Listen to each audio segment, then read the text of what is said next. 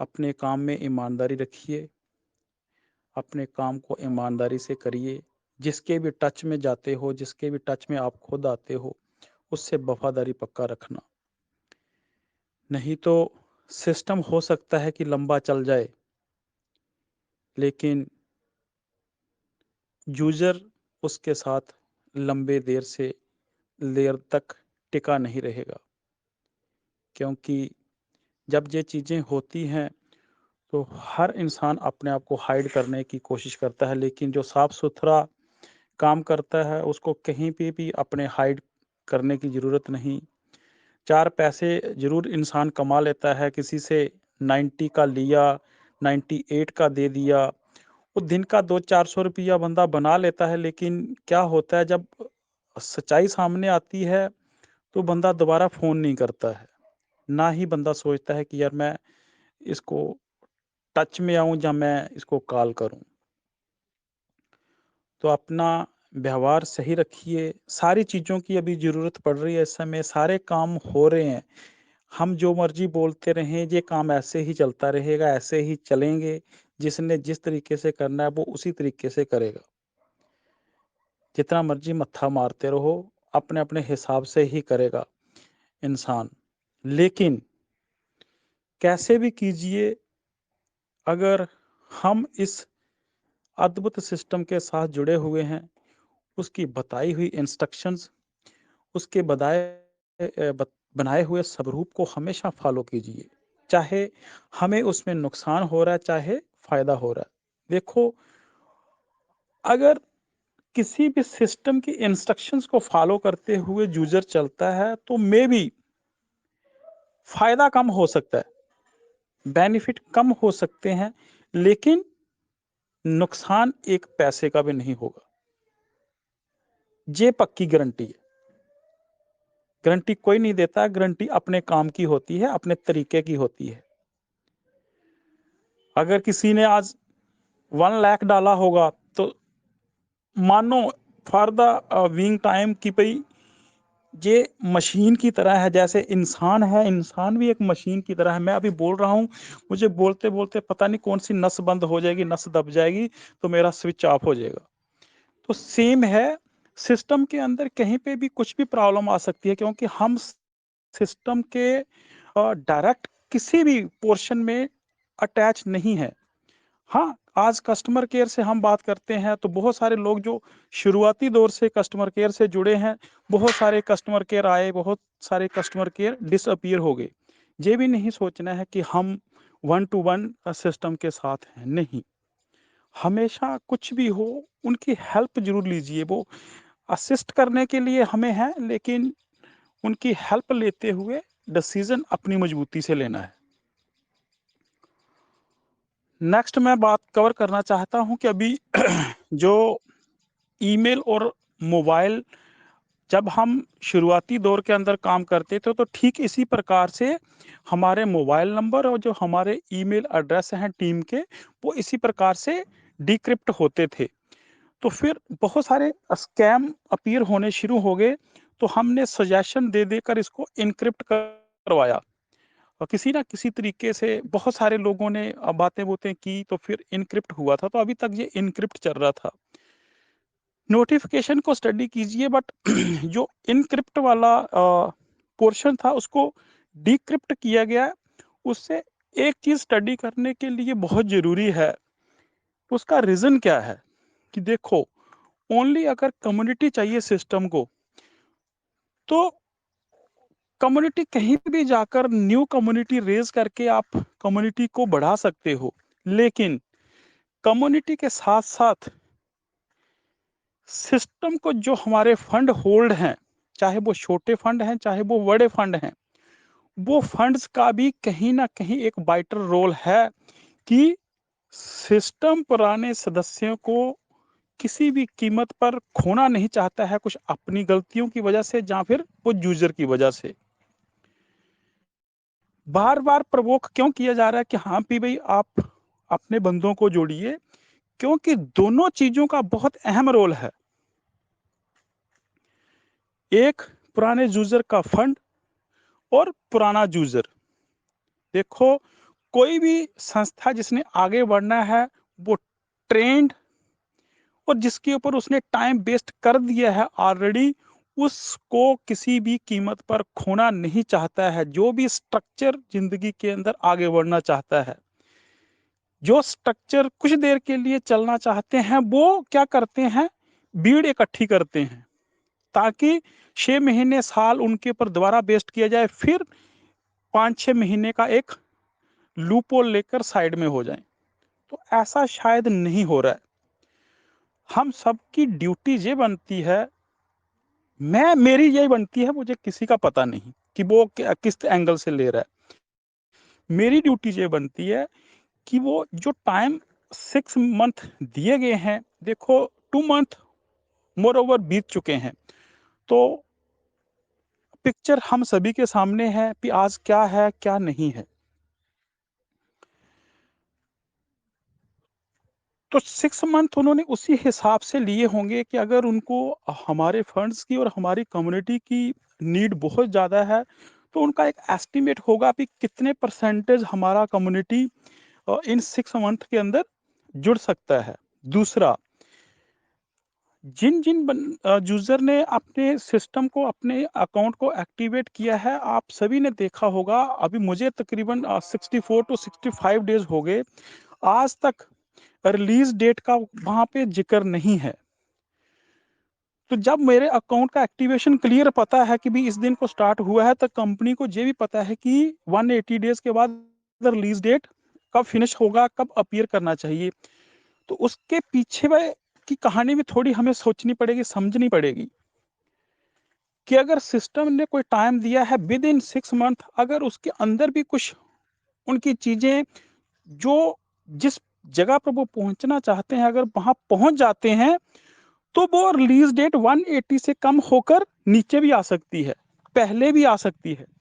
क्योंकि सबसे इम्पोर्टेंट और वाइटल रोल कब पता चलेगा, जब 180 डेज़ का हाफ कंप्लीट होगा। कोई भी संस्था, कोई भी ऑर्गेनाइजेशन नहीं चाहेगी कि मैं अपना बनाया हुआ पैसा, अपना होल्ड किया हुआ पैसा ना देकर उसके ऊपर दोबारा कंपाउंडिंग दूँ। सिस्टम की पूरी ज़ोर कोशिश होगी, जो भी उसने करना होगा विद इन 6 मंथ करके हमारे सामने वो पिक्चर रखेंगे।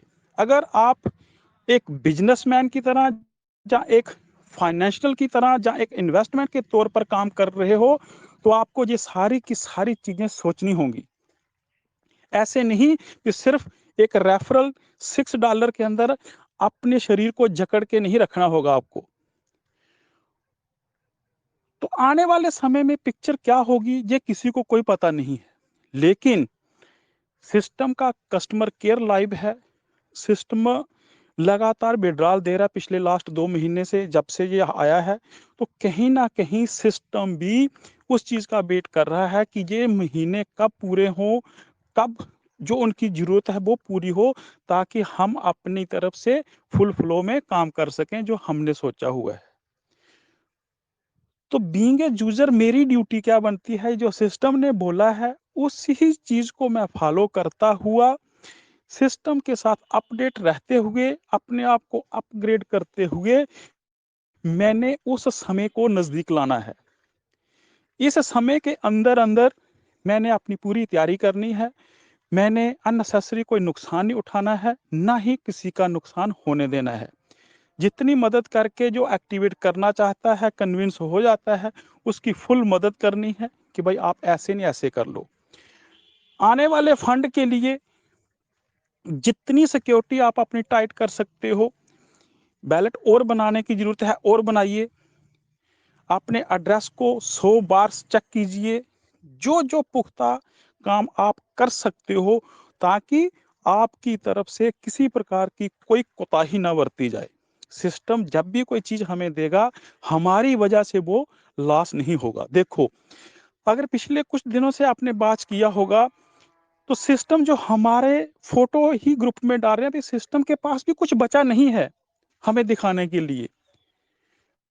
क्योंकि जो उनकी अ, बेसिक चीज़ है, वो उन्होंने हमारे सामने रखी हुई है। जो भी चीज़ें होंगी अभी, अ, कई लोग कस्टमर केयर को डेली मैसेज डालते हैं, लेकिन लास्ट में वो एक छोटा-सा सेंटेंस पक्का लिखते हैं कि आपने अपना अकाउंट एक्टिवेट किया है कि नहीं, चाहे आप दिन में 10 बार बात करें। तो ये चीज़ का इम्पोर्टेंस बहुत ज़्यादा है, और जिससे नहीं हो पा रहा है अकाउंट एक्टिवेशन, उनको भी कोई घबराने की ज़रूरत नहीं है।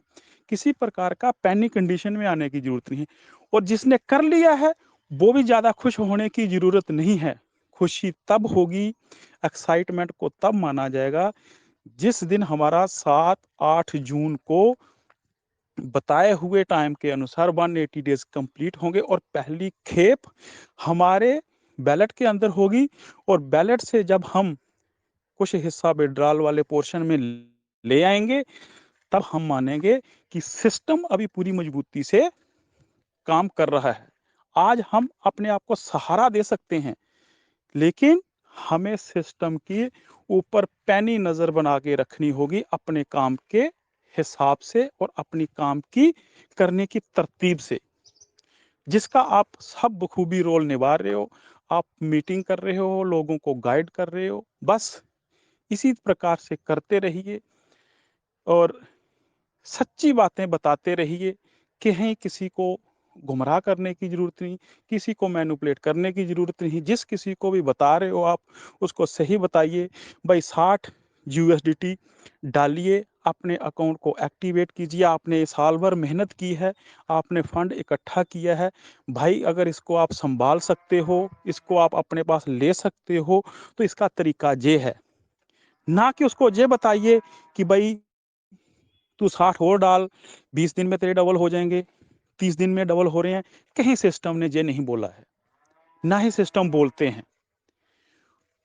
तो जो सही तरीका है वही गाइड करना है, उसी तरीके से बताना है, ताकि उसको लगे कि हाँ पे जो सिस्टम की सच्ची बातें हैं वही मेरे पास पहुँच रही हैं। बाकी उसकी मर्ज़ी है यूज़र की कि उसने कैसे काम करना है। आज की डेट के अंदर अगर बात करूँ मैं सिस्टम की और बिज़नेस की, बिज़नेस टोटली ओपन हो चुका है, टोटली इंडिपेंडेंट काम है, इंडिविजुअल काम है।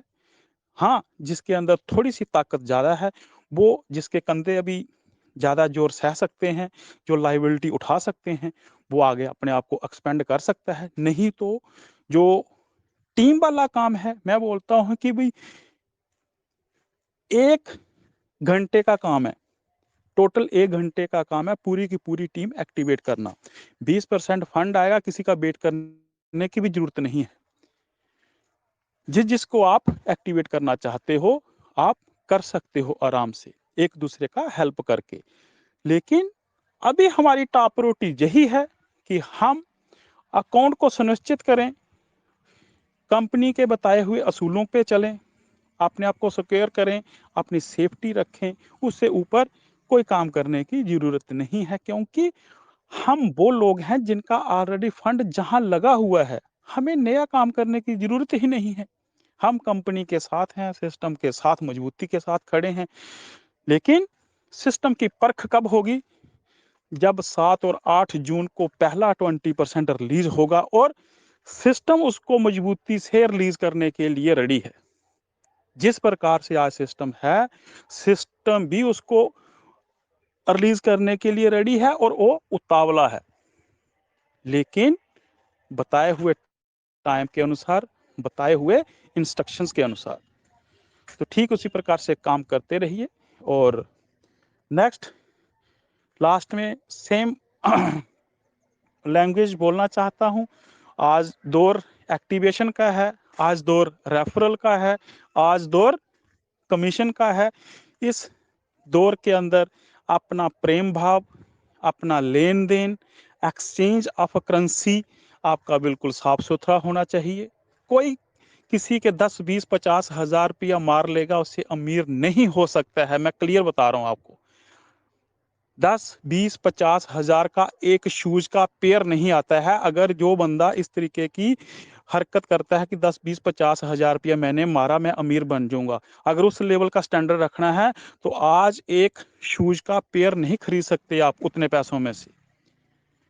तो अपने आप को उसी लेवल से बना के रखना है पैसों से नहीं, लेकिन जो आपका पर्सनल डिसिप्लिन है इन्वेस्टमेंट का और बिहेव का, उसको कभी ब्रेक नहीं करना है।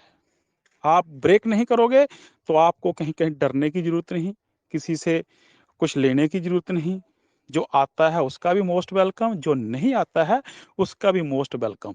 बस अपना इतना सा काम कंटिन्यू रखें, और मैं पूरी की पूरी टीम को धन्यवाद देना चाहता हूँ। Thank you so much. और हाँ, फाइनली एक और एडवाइस करना चाहता हूँ, जो एसेट आपके पास हैं, कोई एसेट अपना खराब ना कीजिए, कोई एसेट अपना डिस्ट्रॉय ना कीजिए।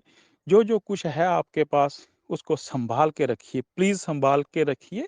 आने वाला समय कुछ भी हो सकता है, कहीं भी चीज़ें जा सकती हैं, कहीं पे भी कुछ हो सकता है, तो प्लीज़ उस सभी के ऊपर नज़र रखिए।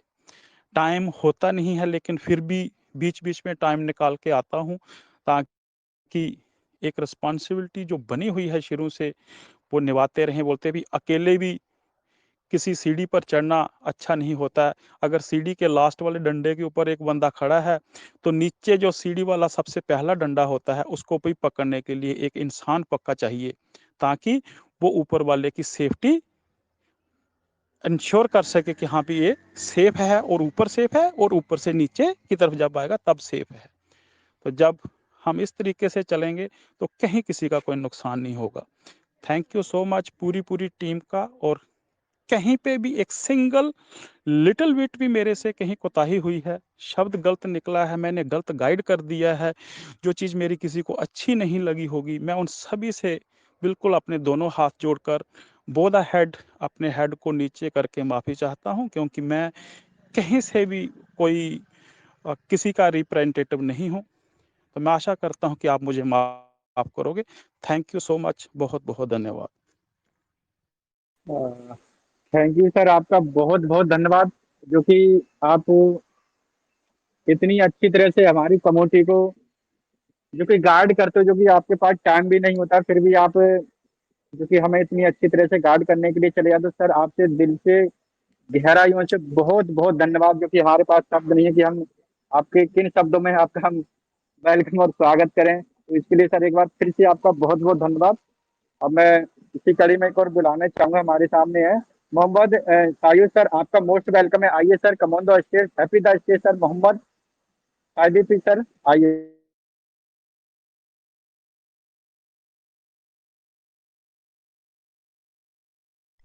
अब मैं बुलाना चाहूंगा परी मैम, आपका मोस्ट वेलकम है, कम on the stage, happy the stage. Ma'am अगर मेरी आवाज सुन पा रहे हो तो प्लीज आइए और अपना क्वेश्चन है जो भी आप रखिए।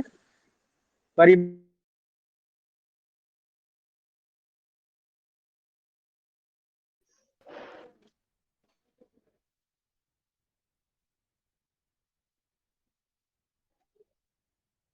सुमन जी, आपका मोस्ट वेलकम है, happy the stage. Suman sir, यदि हमारी आवाज सुन पा रहे हो तो यदि सर आइए प्लीज मंच पे और अपनी बात क्लियर रखिए। सुमन सर, जो अभी हैंड राइज था।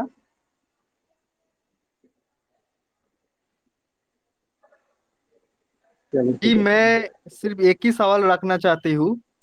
जो कंपनी ने जो 6 महीने, 9 महीने और 12 महीने की बात की है, क्या होगा किसी को नहीं पता। जून महीने आने तक, आई थिंक 5 to 8 जून के अंदर सब कुछ क्लियर हो जाएगा, क्योंकि जो फर्स्ट एक्टिवेशन जो जिस बंदे ने किया है ट्रेजर फैमिली से, आई थिंक 7 दिसंबर जब ये नोटिफिकेशन आया था तभी किया था। उसी हिसाब से 180 डेज तो 5 जून के